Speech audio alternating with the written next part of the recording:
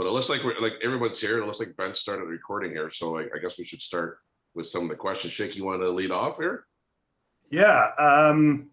Yeah, for the people who may be joining, I'd like to introduce you, Jon. I've known you for years, since you were a kid, and I know that you're from a basketball family, but you're a basketball legend in Guelph. And I think that started pretty early. I'm actually quite interested in finding out some history about your basketball family-wise. And I assume that's where you got the bug.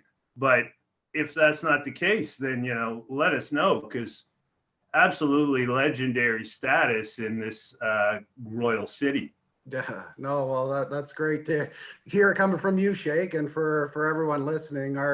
My roots started with Shake and Shake True Hoops, and our family's been involved in basketball since I was a little kid. It was my brother and my dad, and him playing for the Spartans, who was Upshaw's arch nemesis over there, being a GCVI guy and coaching the Royals with you, Shake, at one point. And I would be in the gym shooting all the time and just constantly had a ball in my hand and watching these older guys play.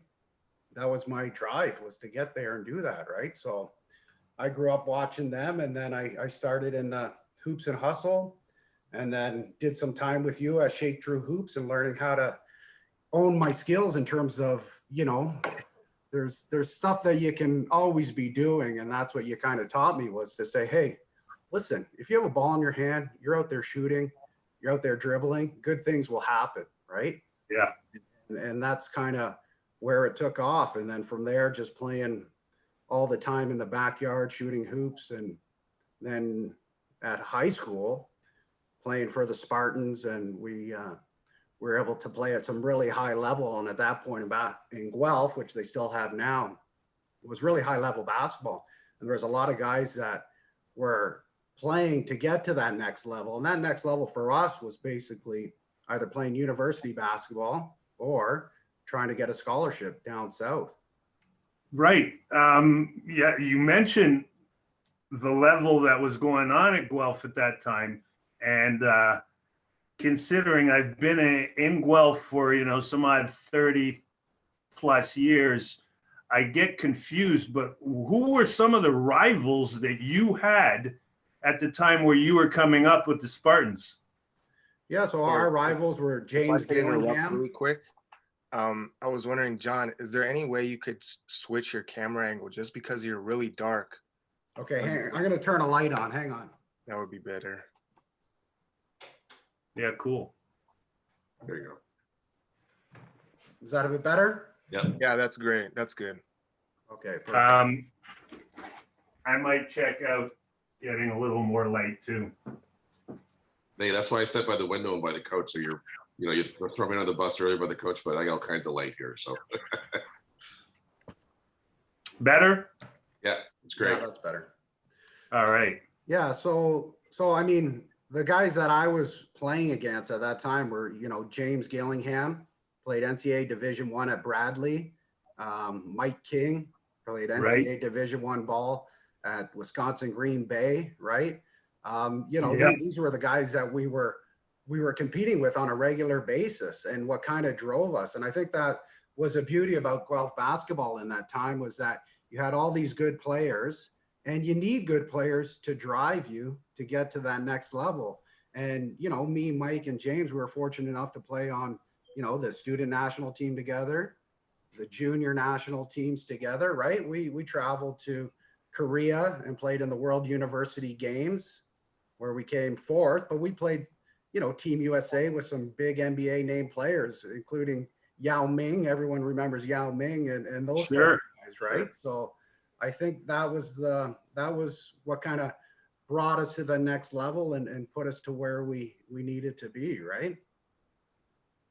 Yeah, fantastic. Those are definitely some big names and some great opportunities for you guys, because to be honest, when I came to Guelph, I actually got recruited. I didn't know where Guelph was, and I didn't know about any kind of basketball tradition there. When I got there, there was basketball tradition in Bob Sharp, but I think there had been like a kind of hiatus at the university level. But during high school, there were certainly kids coming out of Guelph relatively consistently. I remember James Kritz and Mark Belli, Serge Bolzon, and some other guys. But then with your crew, there was a slew of them. And it must have been nice to play against that competition right at home. Yeah, no, it was.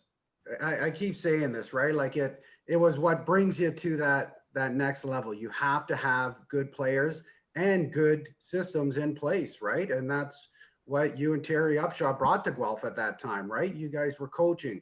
You were heavily involved in the younger generation of bringing them up through their program so that when they got to the high school level, they were able to run an offense, knew what a screen was, knew what a pick and roll was, knew all these basketball terms that were able to, when you're there, you don't have to teach it because the kids already know from 8 years old and onwards, which is huge.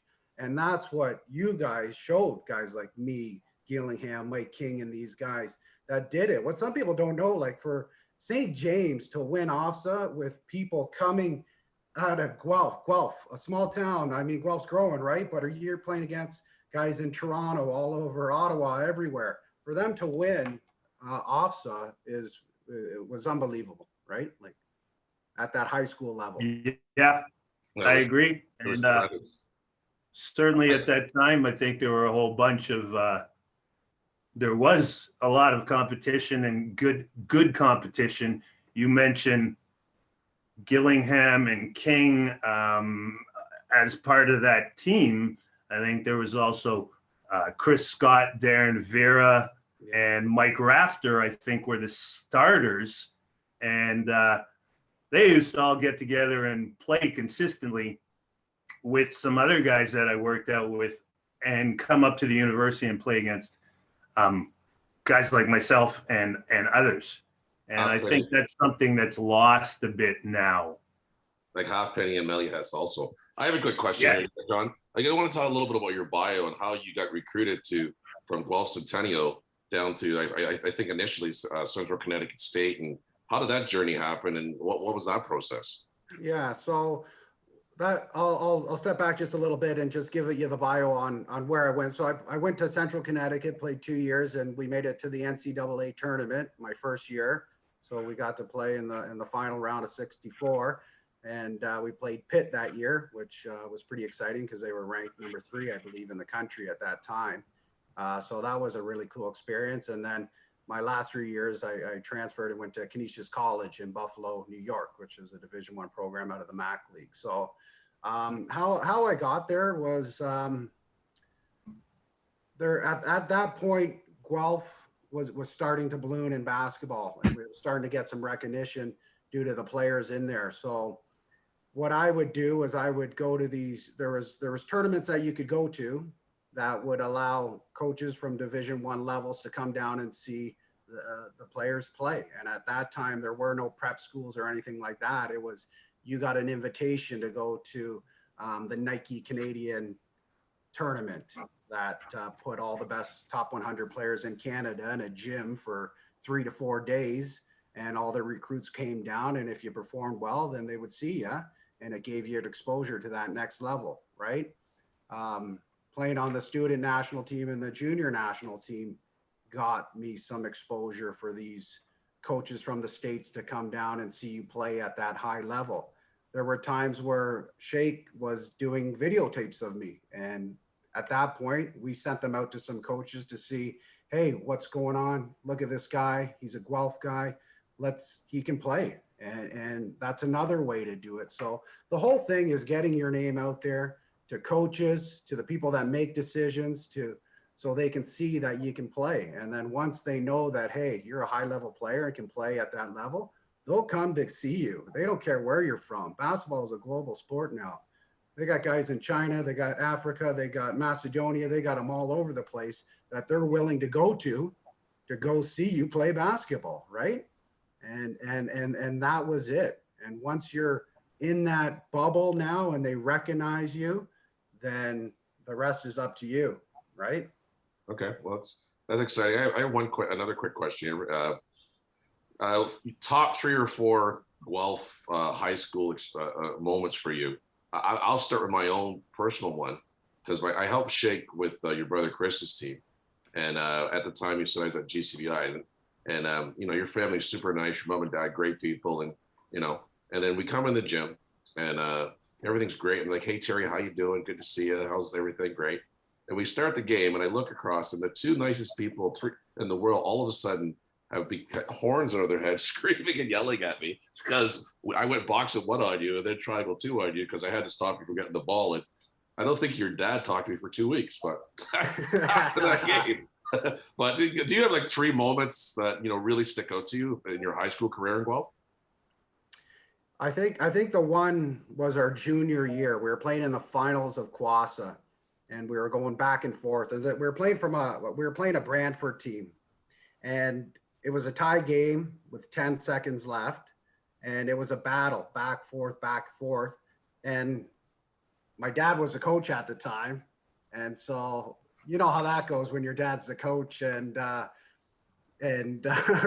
want the ball. There was no negotiating. It's like, give me the ball. I'm going to the hoop. I'm going to score, right? So this was my first taste of it. So they gave me the ball, and I went for the last shot and ended up making a couple moves and winning Quassa on a last second shot, which was great. The other one was when you did the box and 1 on me, Terry. That rattled me, okay, for at least a couple of months, because that was the first time that a coach in District 10 was able to take me out of a game. And I remember that. Yeah. We actually spent some time in the gym working on passing and then cutting and popping back out so that you could start thinking about shooting quick shots rather than hanging and waiting. Yeah. And I'm not sure whether that helped or not, but I significantly remember that moment, and it was interesting. Yeah. No, it did. Hey, I'm not going to lie. It rattled me, right? And it did make me a better player. And that goes back to having great coaches in the community. And that's what it's all about. You guys gave back. I'm giving back. I'm coaching the under 10 boys now, right? And that's what you need to do. But you guys, because you did that, made me a better player. And not only me, but countless of other players in Guelph better, because you know what you're doing. You put that pressure on them. You come up with different strategies. And as a player, yeah, I was mad, but I respected the heck out of it, and it was good, right? And today, I still, every time I see Ooster, he talks about that game, right? And you know, Ooster is a great football family, right? And they're legends in their own right on that side of things, right? But you know, that's what he brings up every time. So yeah, no, it's cool. Well, I love that you may have forgotten this, but I think you may, in fact, still own a high school record in 45 points. I can't remember who it was against, but I think it was in your junior year, and you went off for 45. And I'm not sure if a ton of those were 3-pointers.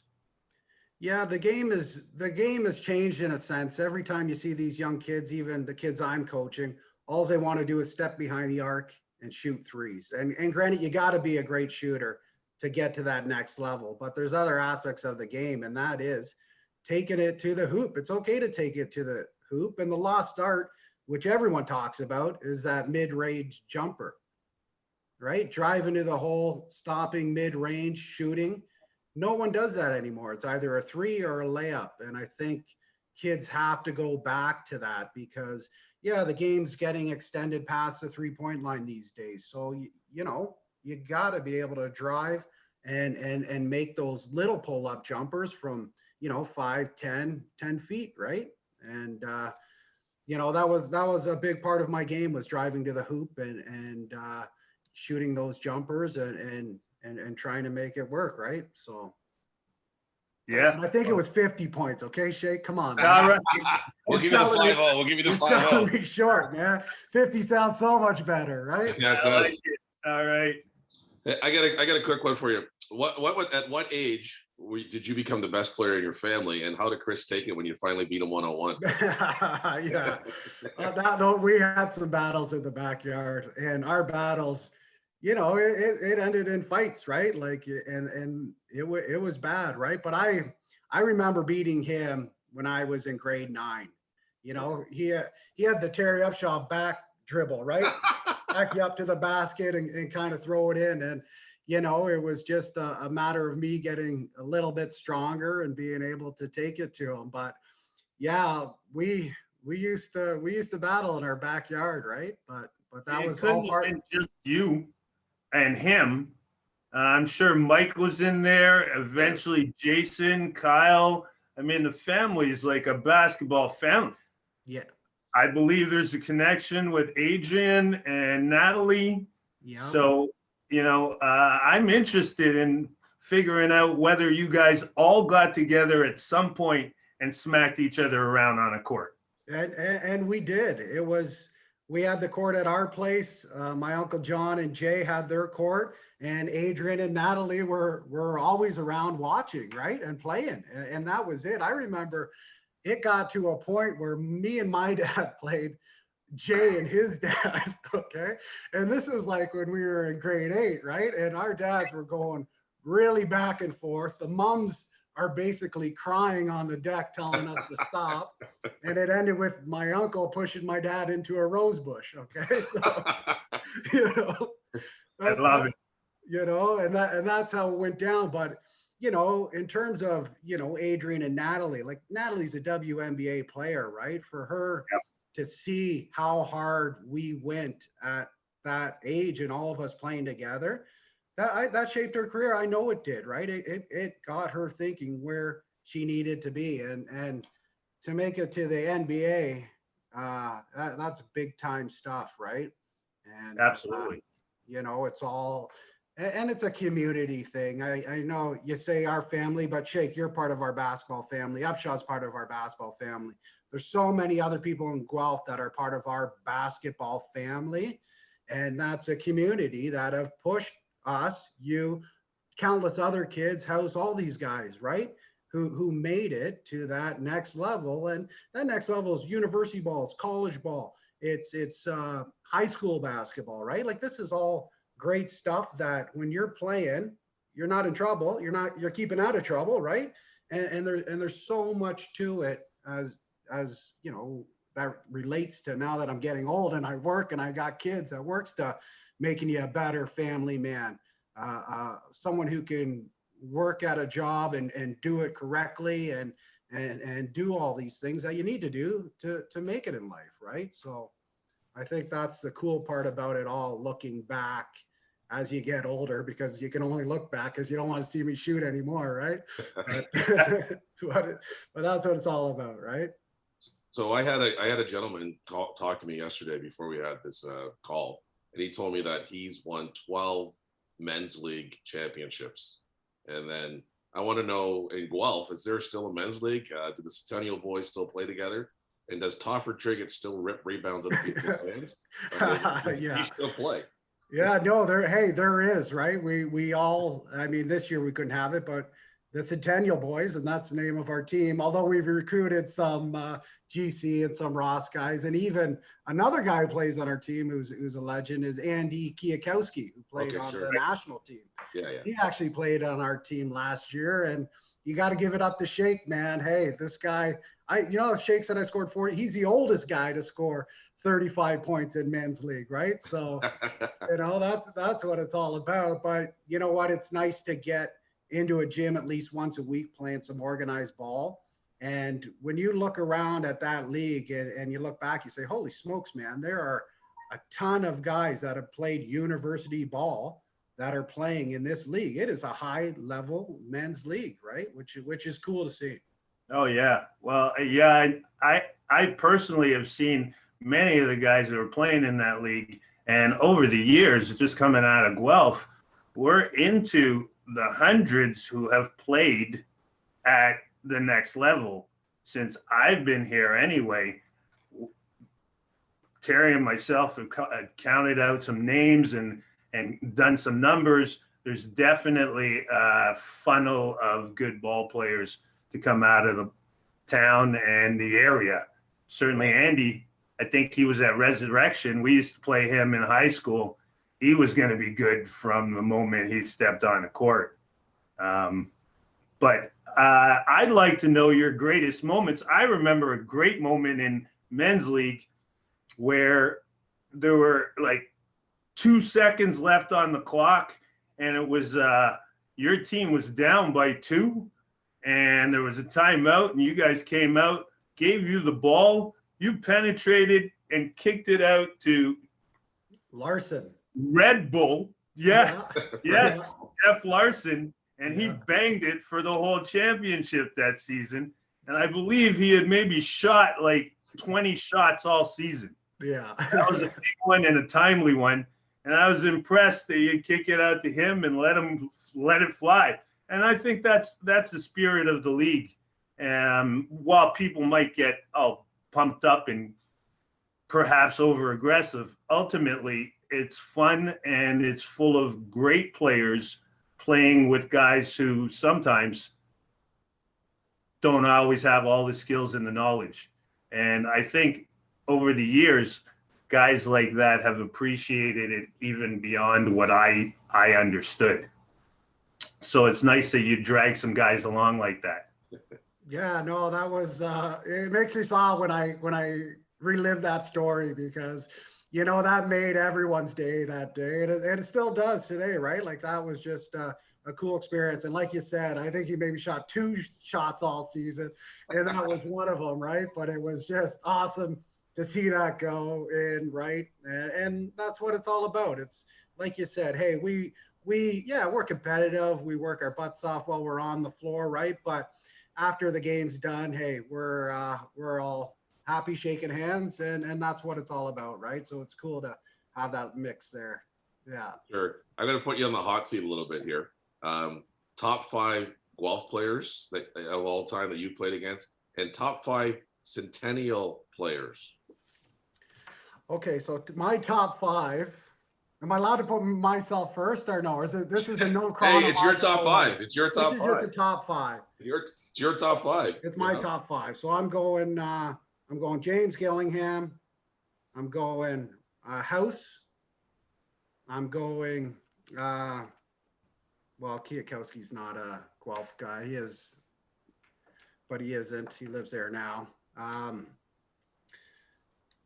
Yeah, I think we got to keep this to D10. Yeah, we'll keep it till D10, right? So, so what do we got? James, House. Tough one, man. Holy smokes. Well, King, obviously Mike King, right? Yeah. I'm throwing myself in the mix there. There's 4. I need one more. And then I need one more. This is the hardest one. It's from your era too, so it doesn't have to be older guys. Just guys you know and played against. It's make it easier for you. Yeah. You're forgetting one. You're forgetting one. I am forgetting one. Who am I forgetting? They wouldn't let him transfer they wouldn't let him transfer to Centennial, even though he lived in the region and his sisters went to the school. He's a little ahead of you though. And then he had to stay at Lord's. Oh, and Baggio. Yeah. Mike and Baggio. Yeah. Mike. So now here's the toughest one. Top 5 Centennial players. So now your friends, when they see this, you may not get free beers in the bar. Yeah, no, I'm in trouble now, right? The top 5 Centennial. Well, I gotta go House. I'm gonna throw out well, I don't know. You are putting me on the spot, man. This is tough. I gotta figure out where I drink so I do get free beers. And where you go for Christmas dinner? You gotta go for Christmas dinner at your brother's house too. Yeah, well, I gotta say my brother. Yeah. Who else went from that? Well, I can think of 10 great guys with Centennial. Off the top of my head, I can throw some names out there. Throw some names, and I'll tell you because I'm drawing a blank here. Okay. Oh, we got some. Go ahead, Terry. Patiacci. Yeah. For sure. Triggets. For sure, because I loved them to death. I was thinking from those teams, like for your team, like who else, Shake? You probably know more than me. Well, probably Evan Schwantz. Yeah. Played from that team. I think Adrian would have been a member of that team. You mentioned John House. His Yeah. brother in high school was also very good, Robert. Yeah.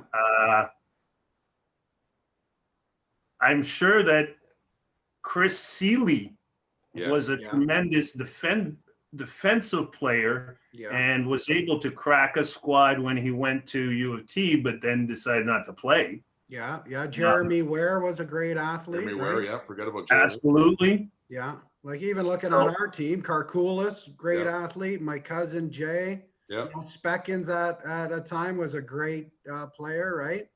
There we go. Yeah. So there's, you can rip them off once you start thinking. I know it's always tough on the spot, but you always can start thinking, right? And it's it's a little tough, and and I have one last one, Shake, and then you can continue and finish it up. Your favorite official in District 10 and your least favorite official in District 10. Oh, this is really putting me on the hot seat.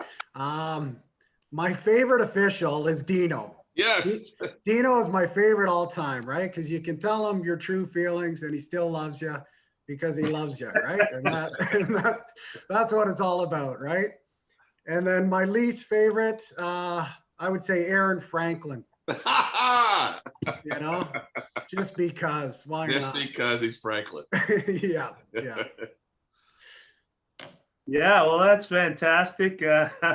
I know I've seen both of them behind the whistle, and they're definitely contentious at the best of times. Yeah.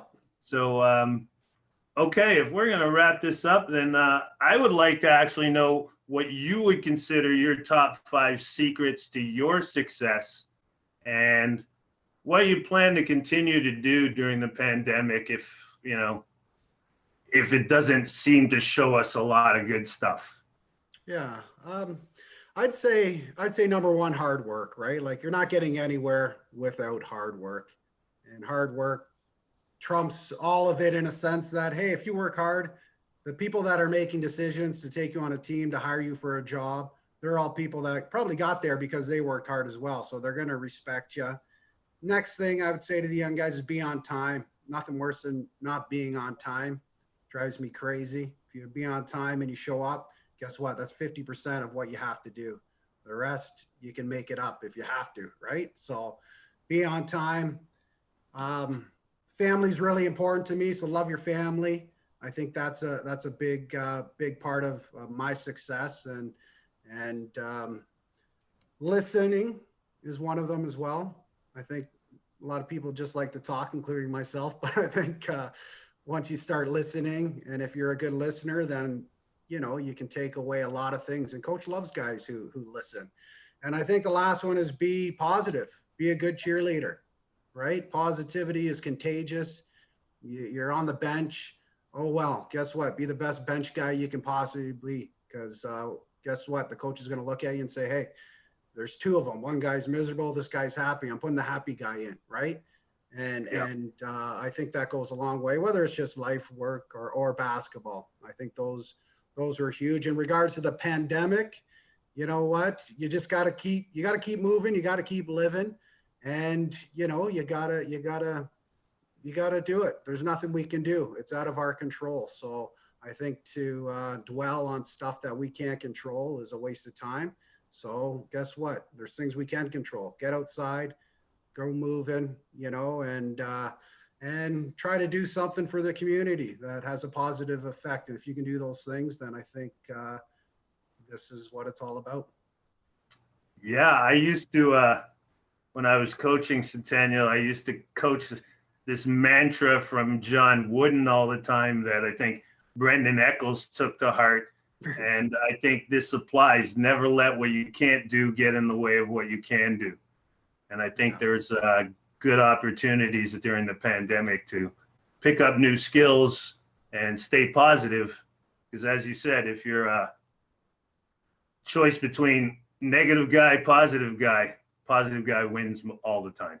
Yeah. No, 1,000%. And hopefully the pandemic slows down so we can all get back in the gym and keep training and get the kids going and everybody can move forward on this thing. But I just really appreciate you coming on, John. I think it's been really great, and we're going to continue doing this little bit of Guelph District 10 mini series, Shake True Hoops, and kind of where they are now, and just the great stories. Because when me and Shake were talking about this, we were going through lists of guys, and there's just so many guys that played ball and have done great things beyond ball, but we always wanted to hear about the stories, and because again, we're guys, and when you get together, you want to talk about the stories, and sure, they might get embellished a little bit, but they're always great, and they take you back to really happy times in your life. So I really appreciate you coming through.